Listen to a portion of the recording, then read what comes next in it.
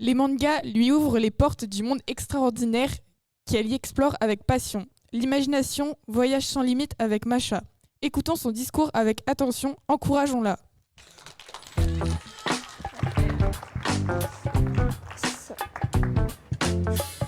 Je crois qu'il marche pas le micro. Il marche là?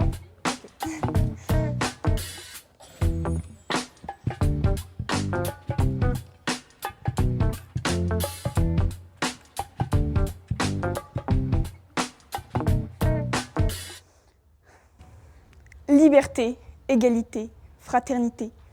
Notre belle devise dont la France est si fière. Car en 2026, dans notre beau pays des droits de l'homme, nous sommes tous frères. Frères et sœurs. Non, juste frères. Frères tout court. Frères comme mon frère. Frères comme un frère. Comment voulez-vous que les femmes se sentent libres et égales aux hommes dans un pays où, même dans la devise, elles ne sont pas représentées? Depuis très longtemps, les hommes aiment empêcher les femmes de se mouvoir correctement, de courir, de sauter, d'être libres, en leur imposant des robes contraignantes. En 1800, une loi est votée. Les femmes ont désormais le droit de porter un pantalon, mais avec autorisation de la préfecture de police. Ce n'est qu'à partir de 2013, que les femmes ont le droit de porter ce qu'elles veulent.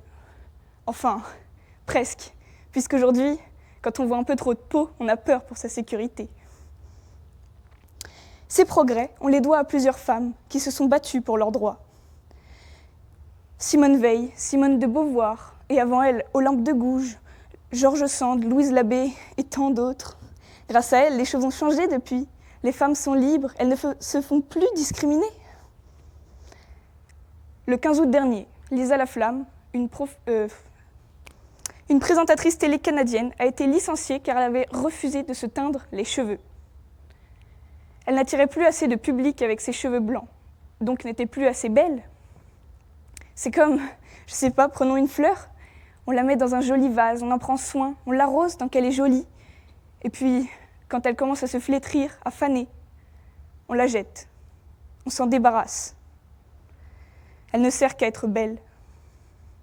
Les femmes libres en France doivent se justifier quoi qu'elles fassent, s'excuser d'exister. Moi, personnellement, à 15 ans, je ne sais pas trop où me placer. D'un côté, on me dit que les femmes doivent montrer leur corps, le libérer. Et de l'autre, j'ai l'impression que pour me faire accepter ou me sentir belle, je dois le cacher, ce corps.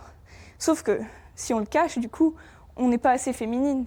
Mais si on en voit trop, on est provocante. Si on s'épile, on trahit la cause des femmes. Si on ne le fait pas, on est sale. On nous dit tout et son contraire. Et nous, les filles, on est censées se débrouiller avec ça, faire des choix, en sachant que nulle part on est en sécurité. Que s'il nous arrive quelque chose, on n'est même pas sûr d'être bien défendu. Comment voulez-vous que nous nous y retrouvions?